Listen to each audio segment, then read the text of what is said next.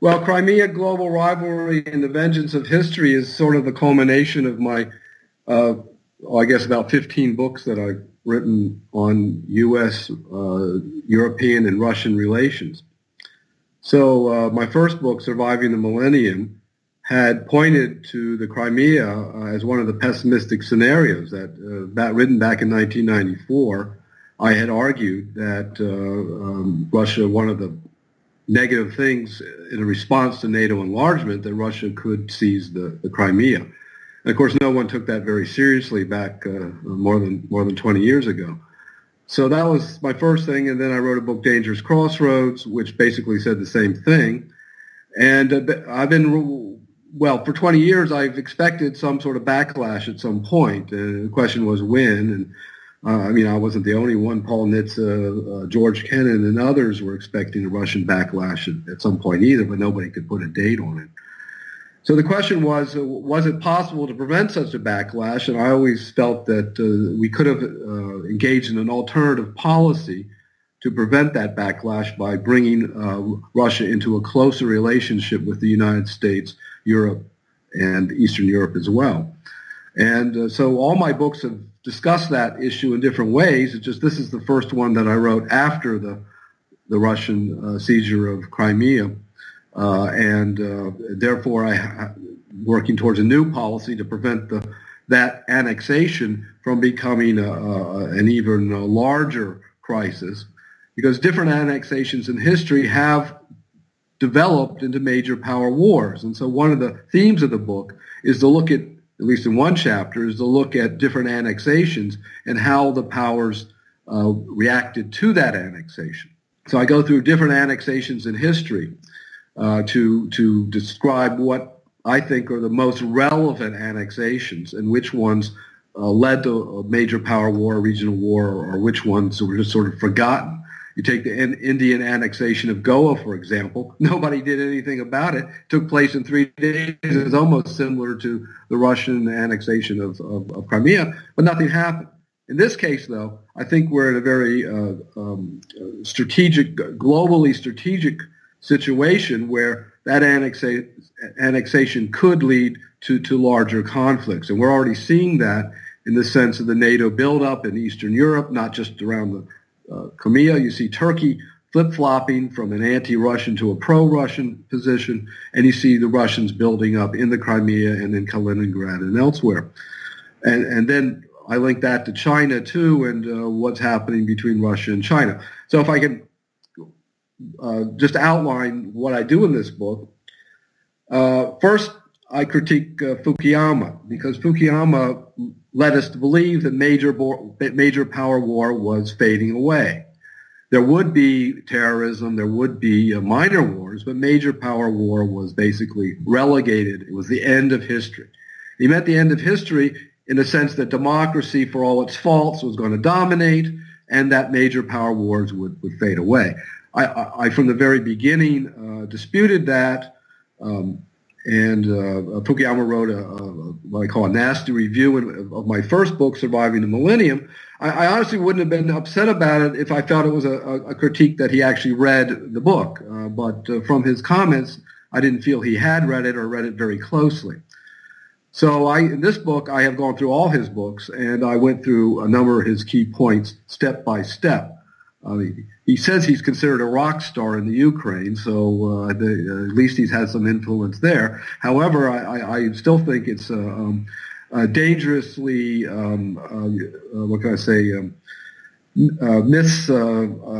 I had a phrase for it earlier when I was thinking about this, dangerously misleading, his whole concept of the end of history, because it doesn't give us a sense of geopolitical history and the way we have to deal with crises in a realistic fashion. If we believe that ideology conquers, and people and states react to that ideology, create conflicts, and that's what's happening. The Russians, the Chinese, they're all reacting to this idea that an American-inspired democracy is taken over.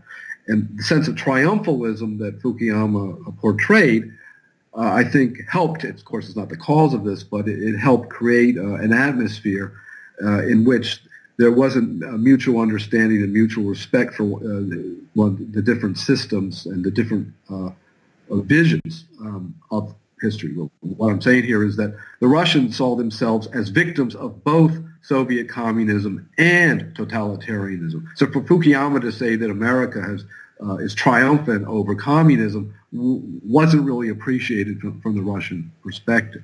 Now, this is not to justify Russian imperialism. I'll get to that in a minute. So anyway, the book goes through the different, are we in a renewed Cold War? Is it more like World War I, more like World War II, or nothing of the kind? And so that's the first chapter. There I argue that we're in between a World War I and World War II setting. That is, the Russian collapse, the collapse of the Soviet Union, is closer to the collapse of Imperial Germany. But the situation around Russia is more like an encirclement of World War I. In other words, Britain, France, and alliance with Russia is what the Russians and Chinese are fearing. They're fearing an American alliance with the Europeans and the Japanese. So I can detail that later. Then I go back into history and I look at the historical genesis of the Russia-Ukraine conflict, really back from the 18th century, but go a little bit farther if you want to look at it, but I think it really starts in the 18th century primarily. Then I look at the Soviet collapse and Russia-Ukraine conflict. Then the origins of the Russian backlash, which I date pretty much to 1999 and the war over Kosovo and the rise of Putin inside Russia. Then I get more theoretical, and I probably lose some readers in this, when I talk about uneven polycentrism and the global crisis. And what I mean here, I'm critiquing traditional neorealism and other theoretical perspectives by arguing that we are in a situation of uneven polycentrism. The United States is, yes, the predominant power, but it is weakened by rival powers of totally unequal power capabilities. So suddenly Al-Qaeda, which might have had 30,000 people at one point, seems like a superpower. But it's using hybrid warfare techniques to weaken and involve the United States in certain conflicts. So this to me challenges traditional realism and neorealism. And so I try to develop a new theory of geopolitical structuration on that. And then I go to a cross-historical method, which I develop this theory even more in a more methodological way. And then I ask the question whether major power war is still possible but not inevitable. So this goes back to some of my original points. And I do, although obviously we all hope that major power war will not happen again, we are still in a dangerous situation where it could happen. And we have, I can talk about that if you want, though I still think that there are ways to avoid it or avert it. And therefore, that's the last chapter. Or then I have a future pessimistic scenarios, which outlines situations between major power war and just the spreading of wider wars, which is another pessimistic scenario. And then, of course, the possibility that we can reach a rapprochement with both Russia and China. And finally, once and if the dust settles, deals with how we should engage with Russia in a way that builds up Eastern Europe, doesn't allow Russia to move any farther there, and looks towards a neutral but decentralized Ukraine as a means to mediate or prevent future conflicts with Russia or others. Robert Gates had a great saying that we have to avoid situations of appeasement in 1939, but we also have to avoid situations of confrontation like 1914.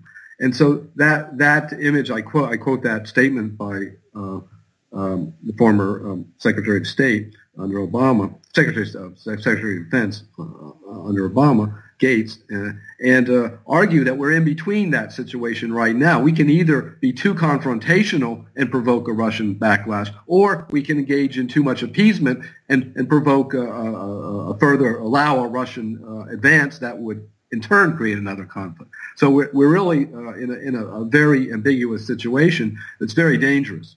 And this is why we're having such intense debate, even among the Republicans, between John McCain, who doesn't want to deal with Moscow, and Trump, who at least initially stated he wanted to make a deal with Moscow. And now we have the UN ambassador going back to what was Obama's original position. If you remember, in August 2016, Trump stated that U.S. support for Ukraine to regain the Crimea could result in World War III. That's Trump. Then, just a couple days ago, the UN ambassador, our American ambassador at the UN, stated Ukraine is Crimean. Russia has to return that to us. So this is just the problem. We are in between these two situations. Do we confront Moscow, or do we appease Moscow, or do we find some sort of intermediate position? And I believe an intermediate position is possible. Well, as I said, it requires that we hold firm in NATO. But you see, Trump's, by calling NATO obsolete, he's weakened, he's undermined NATO. You should have never used that word. You need to maintain NATO where it is, but stop its expansion. But formally stop expansion, that means a negotiation for a new European security treaty over the Black Sea region and the Caucasus. In other words, neutral Ukraine that's decentralized and according to the Minsk II agreement, but that's the guarantees are given, security assurances are made much stronger in backing Ukraine and the Caucasus states, but in working with Russia, not in a way that alienates Russia. So what I'm thinking of here is like the Bosnian Accords in '95, where we had Russian forces in some areas, but they were very limited in that. We had American forces, we had U.S. and Russian forces working together. So peacekeeping area in the Caucasus, peacekeeping in the eastern Ukraine, and a kind of general settlement like the Bosnian settlement after the Bosnian War in '95. So if I'm not jumping too fast here, basically I'm looking for a political settlement for the Eastern Ukrainian side that recognizes some sort of decentralization on a federal or even confederal model for the Eastern Ukraine, a demilitarization of Crimea, but that means a demilitarization of the NATO area too, and internationalization of Crimea, but it would still be under Russian sovereignty. In other words, we wouldn't be pushing Russia out, but we'd be making kind of a free trade zone inside Crimea. This would allow Ukrainian political economic interests to enter. It would just be demilitarized as much as possible. And then we would we'd try to settle some of the disputes in the Caucasus between Armenia and Azerbaijan and others. So it's a major project I'm talking about, but to me it's the only way that we can move in order to prevent this situation from exploding out of control, which it basically started to this past week or so. Eastern Ukraine has begun to explode again. Well, to me, the Budapest Accords had to have, well, that goes back to what should have taken place in the whole Cold War period, that post-Cold War period. We should have been putting international forces just on a limited basis throughout Eastern Europe instead of expanding NATO and backing those up with security guarantees from NATO, the European Union, and Russia. This would have been a joint venture, and it was talked about. The idea of joint security guarantees was proposed by Yeltsin and was rejected. So the second best thing was the Budapest Accords, but the Budapest Accords didn't actually put people on the ground. So my point is that we need some sort of peacekeeping forces, international peacekeeping forces that are approved, and they would first go, once we can get a political accords in the eastern Crimea, they would go there. They would also could be brought into some of the areas in the Caucasus. In fact, the Turks made that proposal, Caucasus Stability Pact, and it was never backed by the Americans or the European Union. And these are just two proposals where I think if we get the international community involved in this, and it doesn't look like a NATO versus Russia thing, then we can really build up real security guarantees from the ground up, as opposed to more abstract security assurances which the Budapest Accords had provided. Now let me just step back. The Budapest Accords failed for a number of reasons. One of the reasons they failed was because of NATO expansion. That is, once Ukraine began to talk about joining NATO, this meant in the Russian mind that Ukraine would in fact be joining a nuclear alliance. But the Budapest Accords were to prevent NATO from getting nuclear weapons. So that led, in my mind, and I think to the Russian mind, to disrespect these accords. And of course, the Russian wanted Ukraine to join the CSTO, the Russian mini NATO, and Ukraine actually refused that. They didn't want to be part of Moscow's alliance system. And so my point is that the NATO encouraged Ukraine to move away from neutrality, and I believe that this crisis wouldn't have happened if that strong statement for neutrality had maintained. And when the Maidan movement came about, there were indications that Ukraine would join NATO and would join the European Union. Now, that's another issue, but still, both joining NATO and the EU were creating a reaction in the Russian mind. The Budapest Accords also never had boots on the ground. There was no physical presence. Now, I'm not talking about NATO boots on the ground. I'm talking about international forces of some sort that would provide a real trigger in case the Russians came into Crimea or elsewhere. So my view is these security assurances like the Budapest Accords could work if they're backed up with international forces on the ground. And those international forces would be in the eastern Donbass region and in the Caucasus. And then we work out some sort of demilitarization of the Crimea and the NATO forces that are in the Crimea, meaning Romania, Bulgaria, and Turkey. Now, that's ideal. The reality is that Russia's building up its forces in Crimea. It's putting pressure on Turkey. It's putting pressure on the states around it. And of course, it's even pressuring the Eastern European states and the Baltics by building up Kaliningrad at the moment. So we have to diffuse that situation. We need legitimate proposals that understand the Russian perspective to get them to back off. A way to get it back indirectly is internationalizing it, but maintaining Russian sovereignty, so that Ukraine, other people could invest in Ukraine, and the Russians would have to pay back for some of the businesses and the lands they took from Ukrainians who were kind of forced out. Situation in Crimea is not great for Russia as much as the propaganda is.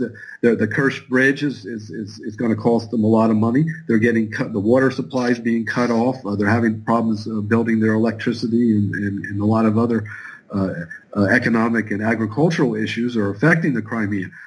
So this creates a backlash among the Crimeans themselves. So it's actually not in the Russian interest to try to maintain total sovereignty over it if they can't maintain it economically. So this, in my mind, gives us a leverage to say, well, look, you're not holding on to this very well. We're not going to take it away from you, but let's make a deal. Let's internationalize it. Let's open it up to business. Let's open it up to finance. Let's open up the vast potential of the Black Sea region and the Caucasus, and Crimea can be, Sevastopol can be the main hub for all of that. And you mentioned the Japanese. That's exactly what the Japanese have promised in Vladivostok, to start investing in Vladivostok, even though the Russians are maintaining their control over the Kuril Islands, Northern Territories. And by doing this, you're opening up potential that will benefit all sides, and that can gradually, again, we won't see it for a while, loosen the Russian control over it, but not in a way that would create a war over it. It would simply allow the Russians the benefit as well.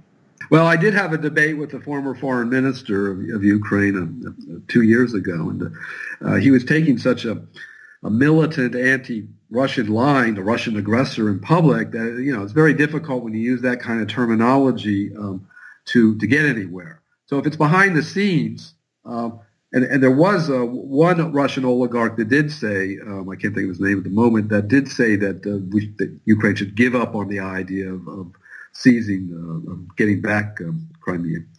I would say that you have to be realistic in this situation. This situation is militarizing not just Russia-Ukrainian relations, but NATO-Russian relations. And it's even indirectly militarizing Russian-Chinese relations in regard to Taiwan. I can get into that later. So this situation is going to get out of hand unless we back off. Now, my point here is the U.S. would continue to back Western Ukraine. We're not going to cut it off and allow the autonomous or Russian-backed autonomous to gain any more territory if possible.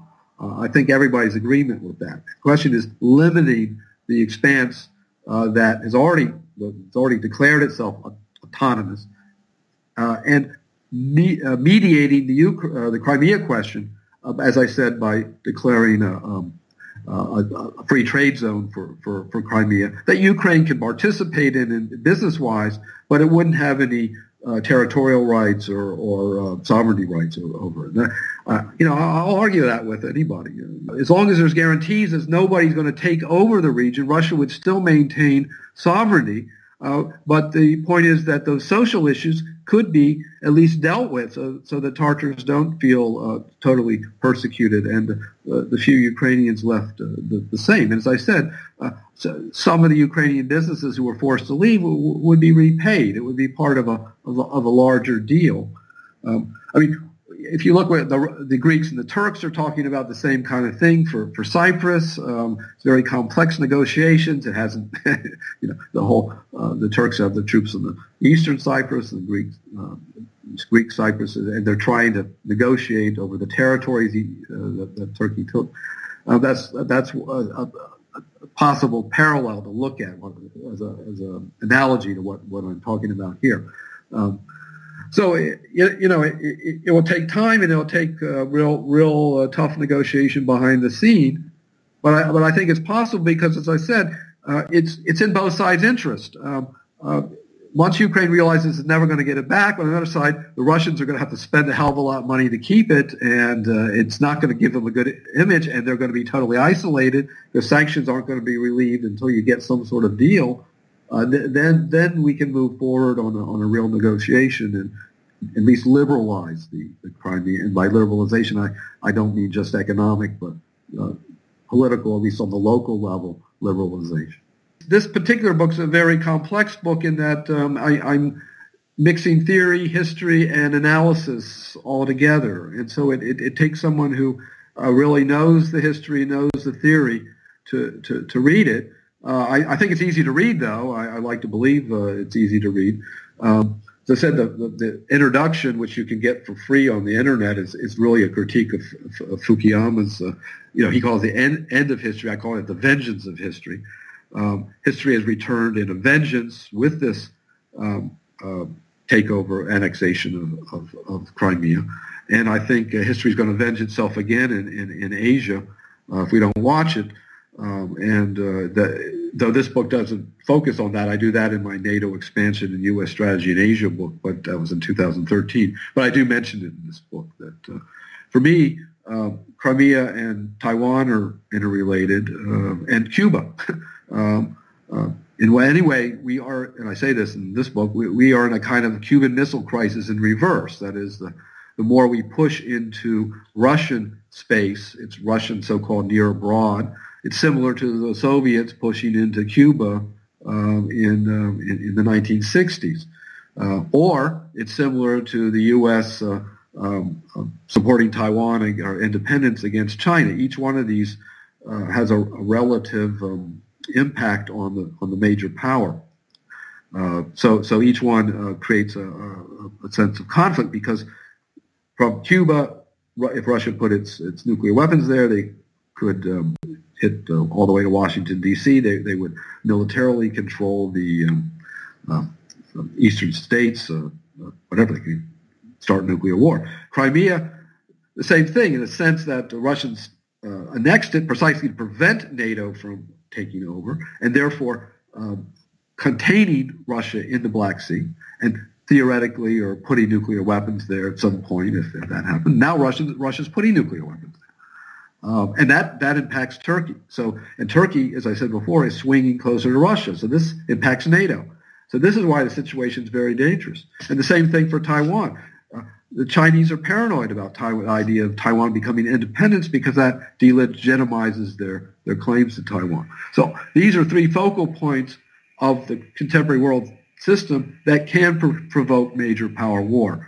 And that's why I think we're in a situation much more grave. And if Trump really needs to calm his rhetoric down, because he's going to provoke it if he keeps talking the way he is on different on both these. As I said, he flipped from saying that U.S. support for Ukraine to regain Crimea would result in World War III to saying that, no, we have to support Ukraine to regain Crimea. And I don't see the Russians giving up on it. And I see nothing but a militarization taking place that leads to a closer Russian-Chinese relationship.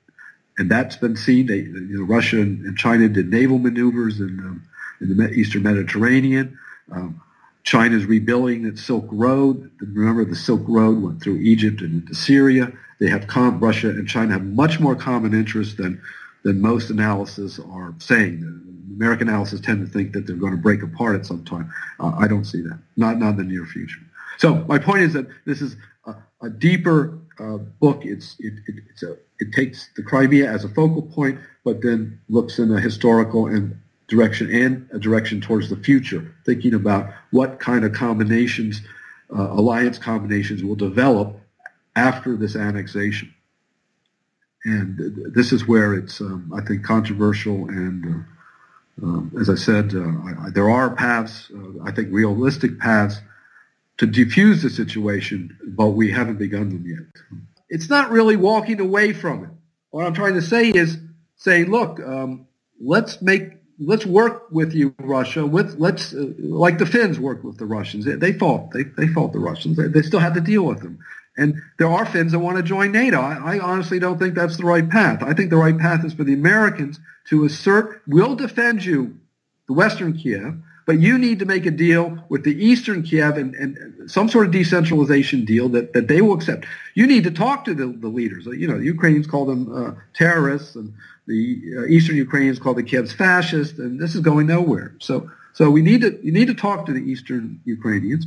And regarding to Crimea, we'll say, okay, we won't give it up, but look, it's in our mutual interest to do business. There's tremendous oil industry. There's tremendous resources in the Black Sea that need to be developed. We can do it together. Look what the Russians are doing. They're cutting Ukraine out of all the oil pipelines and going through Turkey right now. Right? This is absurd. There's so much there to share. It doesn't have to all go through Turkey. Some of it can go through Ukraine. So at the roots of this, I didn't talk about this aspect. One of the big mistakes was the European Union not working with Russia and Ukraine together to try to form an economic package that would fit all three sides. That was a big mistake, and there's a lot of Europeans that will admit it, but not enough. And so my point is, let's find a way where we can at least compromise on this. We can liberalize Crimea with having some Ukrainian influence. Don't give it up altogether, but at the same time, but there'll be political, economic influence, not any kind of territorial control. Russia would still maintain its sovereignty over the region. I'm saying dialoguing with these groups in eastern Ukraine, and I said a dialogue with the Russians in the case of Crimea. But the problem is, in the Minsk agreements, the United States did not join them. It's France, Germany, and Russia and Ukraine. I'm for U.S. joining those and negotiating with Russia and Ukraine together, because NATO still plays a role here behind the scenes, whether Americans want to admit that or not. And it's the elephant in the room. And if you don't have the U.S. interests discussing this, and whether or not, as I said, it's a big controversy inside NATO whether or not Ukraine should continue to join, NATO should continue to offer NATO membership to Ukraine. And someone's going to have to make a decision, in my mind, to stop the expansion, to formally make that agreement with Moscow. Therefore, looking towards a new European security agreement over the Black Sea region. So what I'm saying here is this has to be a larger package. Ukrainians aren't going to be able to decide this totally by themselves. But their input, of course, will have to be carefully brought into it with the U.S., Russian, European discussion. So it's a very, all these negotiations go through periods where you look like you're getting an agreement and then somebody backs out. Just what you're talking about sounds like it. People make different proposals. Do we give up Crimea or not? And you don't get you get a backlash. And then the proposals, what I'm trying to say is they modify and engage in evolution, and finally you might be able to compromise after a while, somewhere in between.